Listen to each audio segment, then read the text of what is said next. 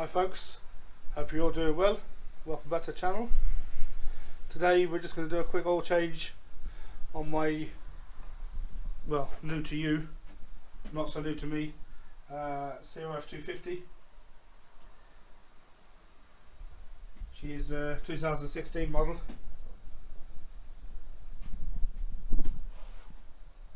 What we're going to need, or what we have, what you need, what we have for the job is we have sufficient amount of oil, a oil filter cover gasket, there's the part number there if you want looking for it.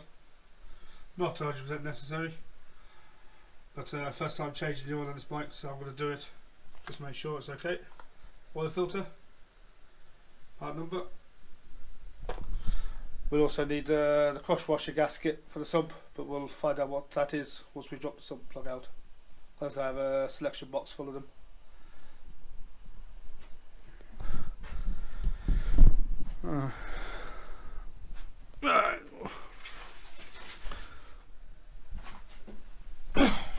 Just bring you down here. Our favourite position. Everybody has a favourite position. Right. I have pre-warmed the bike. You want it warm enough so the engine casings are warm, slightly hot to the touch, but not enough to burn you. And the exhaust, not hot enough to burn you, just so it's safe to work around the bike. You don't want to be scalding or burning yourself. Okay, we're just gonna crack off. Yeah, okay, that's tight.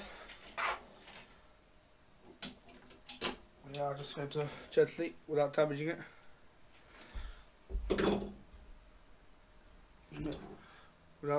just crack off oil fill plug. Just to allow a bit of airflow in. Air in equals oil out. Doesn't draw a vacuum. Ah, dirty, dirty.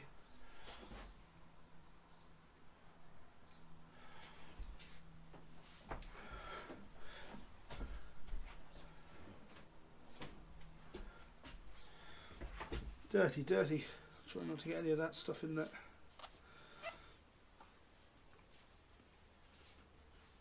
Okay, we'll put you on. I have the bike up in an upright position, in a wheel chock at the back of the bike. That's actually the wheel chock off my trailer. It's doing the same thing.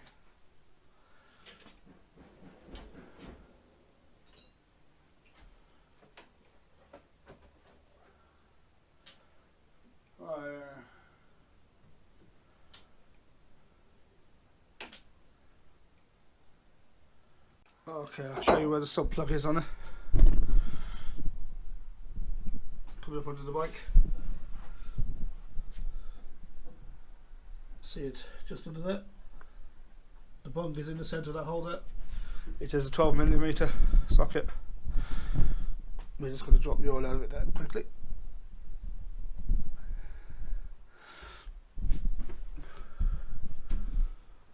If possible, when you're doing the oil change, always run the bike, get it up to somewhat temperature.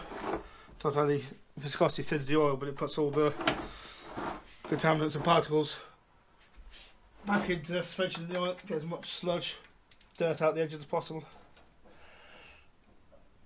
Jeez, that's tight.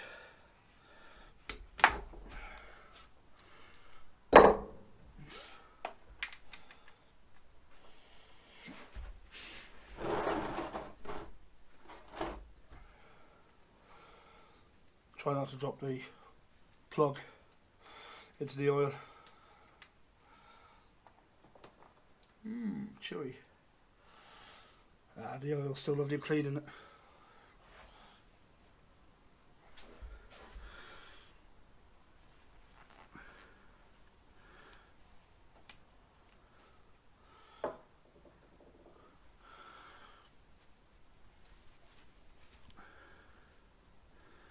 Right, we'll go find one of those washers.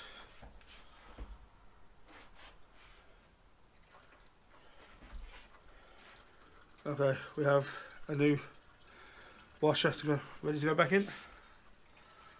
Leave here safe somewhere out the way.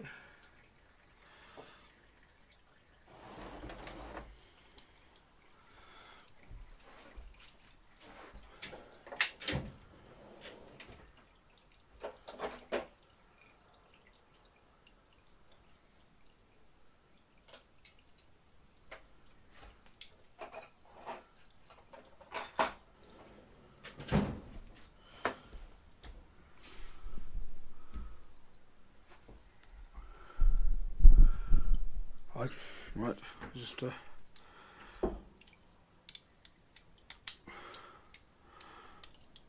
drop off our oil filter housing cover.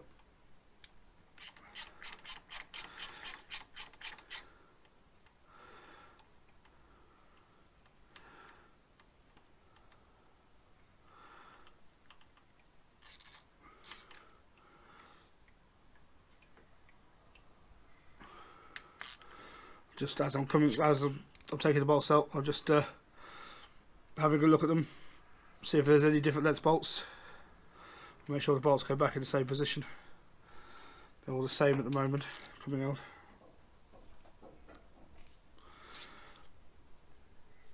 I'm also using the smallest ratchet I have, so I don't want to put too much pressure on them. Mitigate the risk of pulling any threads.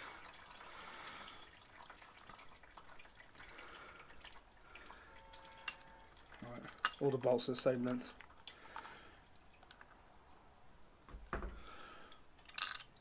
That's one. This is going to come out like this. Drop it down and grab that.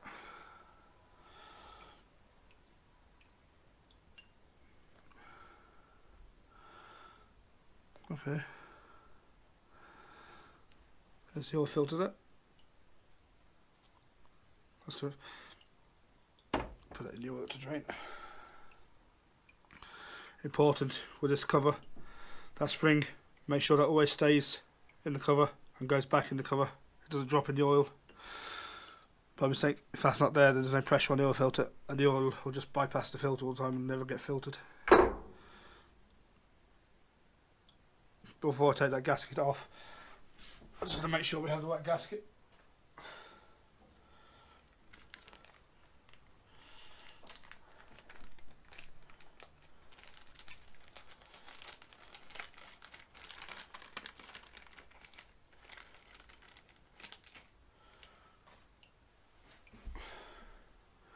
So we're just comparing the gasket, the two gaskets together, and then if they're correct.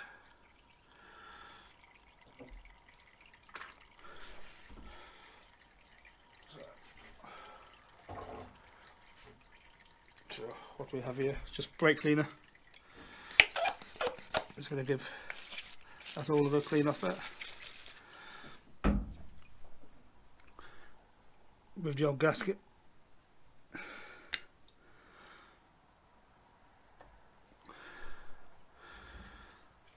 That's all of a clean off.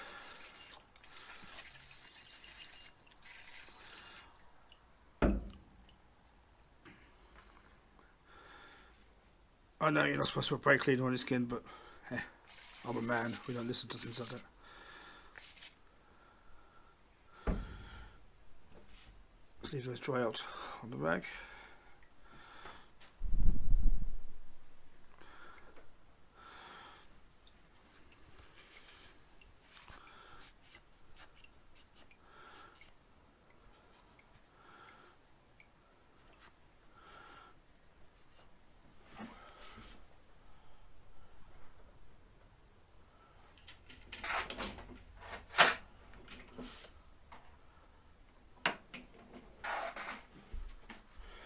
There's a carbide scraper, bit overkill for a bit of aluminium, but I'm just going to lightly scrape it over, pulling it over, not pushing.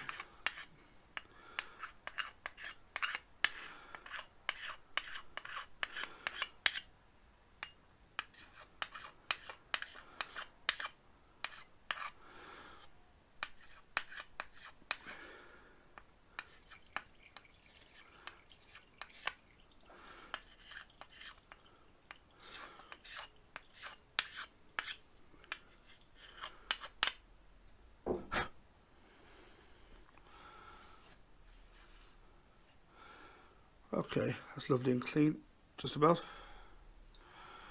Right, turn the temperature back to this. All the bolts, lovely and clean. The spring is lovely and clean. We're just going to clean off this area here.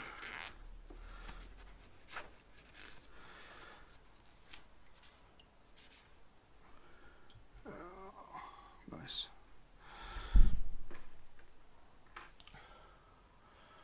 Okay, we got our oil filter. It's not a genuine filter, I know that.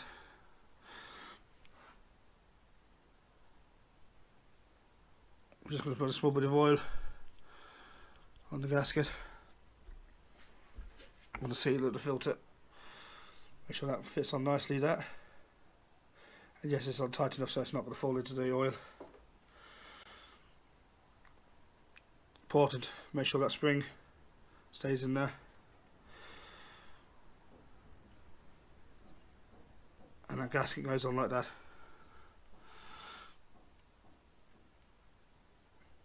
Okay.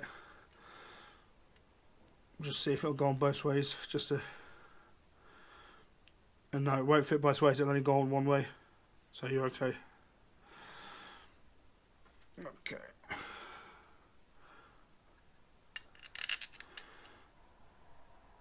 Remember, just making sure the spring stays in.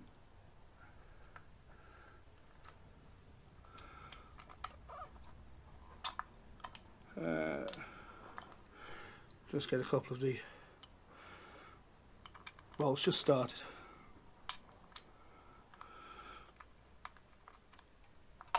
You'll know the spring is in place because the cover won't push back off from you or from the engine.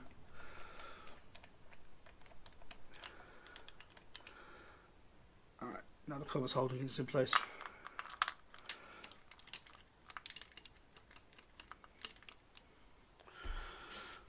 Okay, now I'm just going to pull down the filter nice and evenly. Pull down the cover.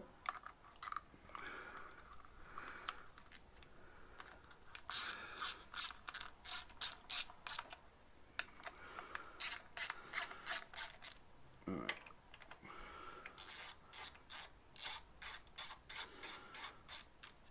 I don't have the torque settings for these bolts, but we'll use common sense. I just nipped them up.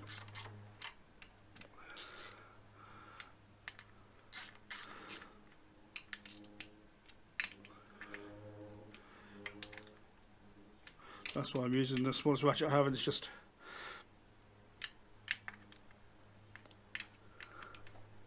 that's it. Okay. Now we will put our salt pillow back in with a new washer. But I will be torquing this up.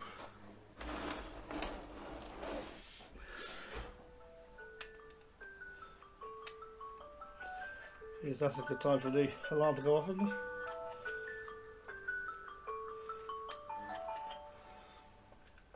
Oh, come on.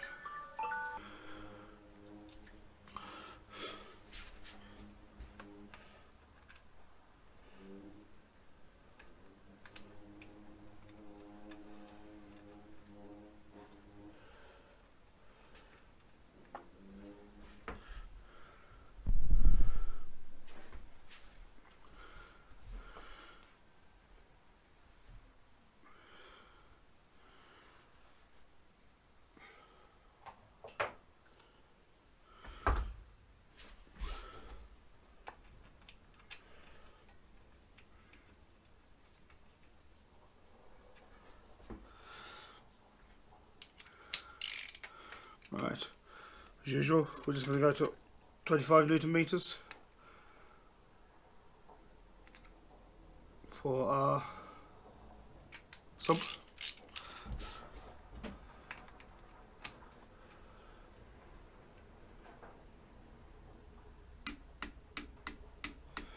Okay, right, give it a good clean off.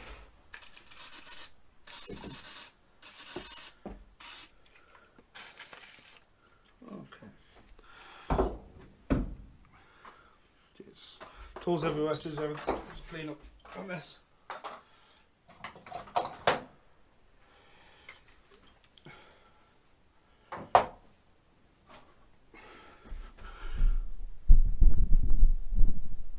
Can you see the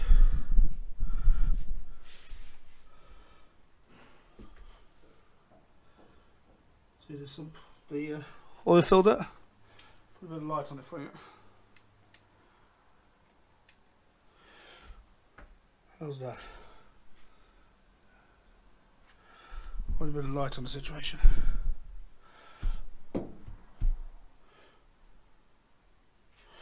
Okay. A bit of funnel.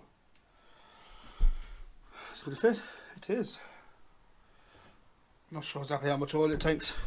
I'm guessing around 2 litres. We have 3.5 litres in the container, so more than enough. Tell me when it starts coming up to the minimum there, please.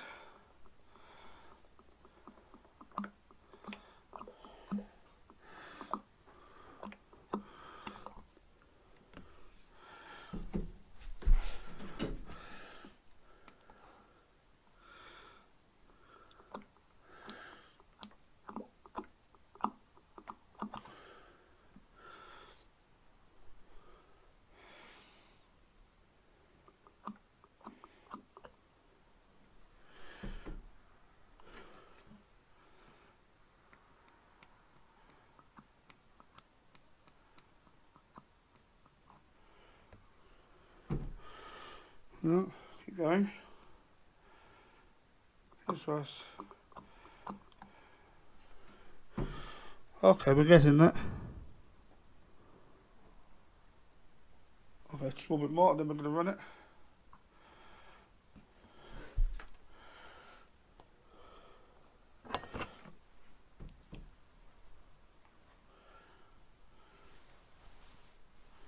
We'll wipe that.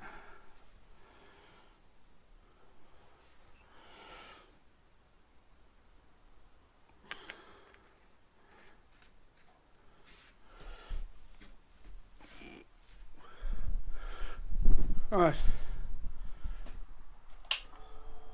at this point,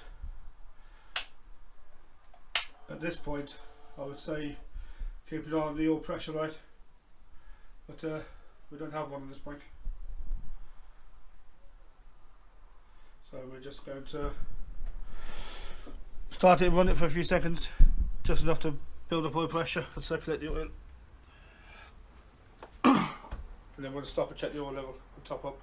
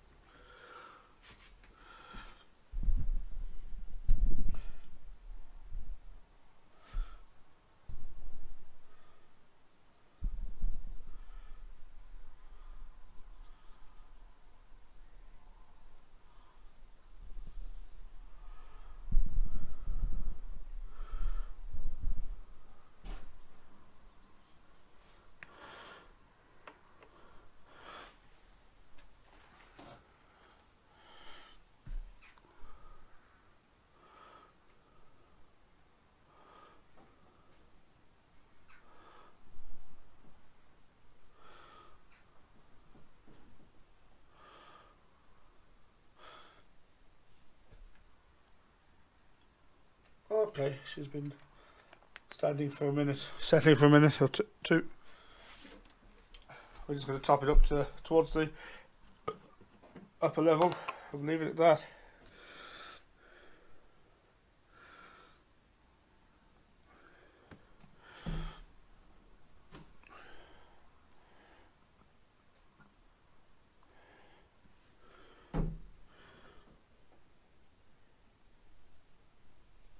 A small bit more.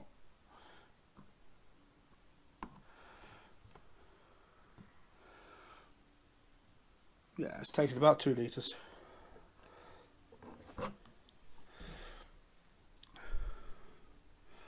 And we're just going to leave it at that. What I will do now off camera is I will just take it for a quick spin. and then recheck the oil level after, but I'm not going to show you that. But what we are going to do, we're going to pull it outside and have a quick walk around. I'll explain why I bought it.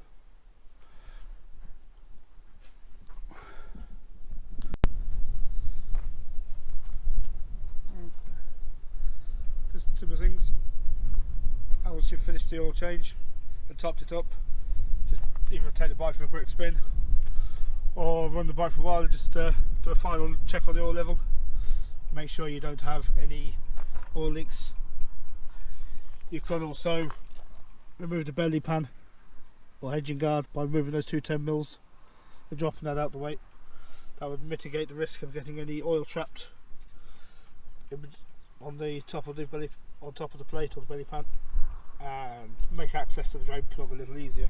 But not awfully bad anyway, was it there? Right, this is my sexy little crf250l. Why did I buy this? Why not, really?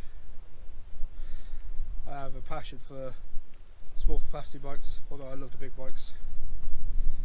Also love the small, slow, agile bikes.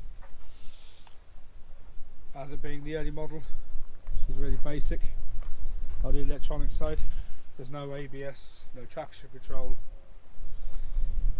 It has the early type fuel injection with no lambda sensor in the exhaust, so that means she's only running on a few parameters, i.e. altitude, coolant temperature. She'll have an airflow temperature sensor. You know, she's no lambda sensor in the exhaust, so she's not constantly adjusting the fuel mixture to adjust to get the optimum fuel rate extra ratio, which is 14.7 to 1. Just more things to go wrong, really. Yeah. What's on the clock at the moment? I do need to do a few jobs to her to get her to my liking. She's on 20,000, just under 21,000 kilometres. We're in Ireland, so everything's in kilometres. You know, really basic cluster. Just the information you need, and that's it. Some of you don't need. You know, there's no temp gauge, there's no oil gauge. You have to few of the idiot warning lights. That's about it.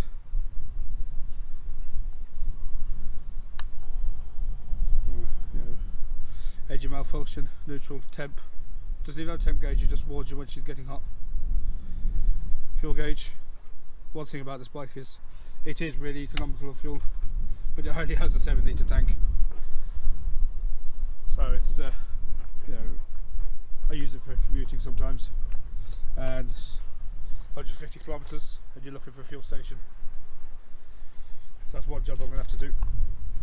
Upgrade it to a bigger capacity tank, or put a auxiliary tank on it, camel pack or camel tank. Also want to put a bit of crash protection on it. Get some crash bars, put a better edging bash plate on it. Maybe put a nicer exhaust on it, lighten it up a bit, get a bit better sound out of it. But yeah.